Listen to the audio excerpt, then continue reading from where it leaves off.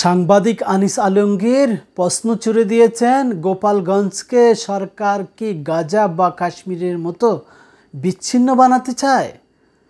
সাংবাদিক আনিস আলমগীর আজকে তার এক ফেসবুক পোস্টে এমনই একটি প্রশ্ন ছুড়ে দিয়েছেন।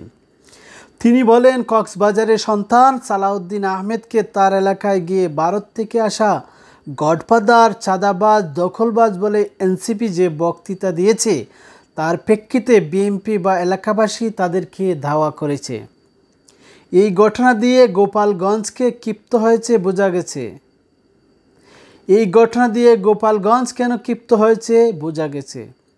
ওই মাটির সন্তান এবং রাষ্ট্রের প্রতিষ্ঠাতা বঙ্গবন্ধু শেখ মুজিবুর রহমানকে তার এলাকায় গিয়ে এনসিপি যদি মুজিববাদ, মুর্দাবাদ স্লোগান দেয়, যাওয়ার আগে তার কবর নিয়ে নানান উস্কানি দেয়, জেলা নিয়ে বাজে মন্তব্য করে, তাহলে আওয়ামী লীগ এবং গোপালগঞ্জবাসীর রোষানলে পড়া কি অস্বাভাবিক?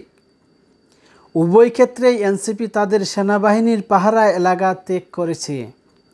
কিন্তু পার্থক্য হলো, কক্সবাজার কোনো কারফিউ জারি হয়নি, অথচ গোপালগঞ্জ এখনও কারফিউ চলছে। গণগ্রেপ্তার, বাড়ি বাড়ি অভিযান এবং ২৫০০-এর বেশি মানুষের বিরুদ্ধে মামলা দিয়ে পরিস্থিতি থামছে না। প্রশ্ন ওঠে, রাষ্ট্রের এই দ্বিচারিতা কবে বন্ধ হবে? বঙ্গবন্ধু গোপালগঞ্জের জন্ম নিয়েছেন বলে কি গোটা জেলার মানুষকে রাষ্ট্রবিরোধী হিসাবে দেখানো হবে?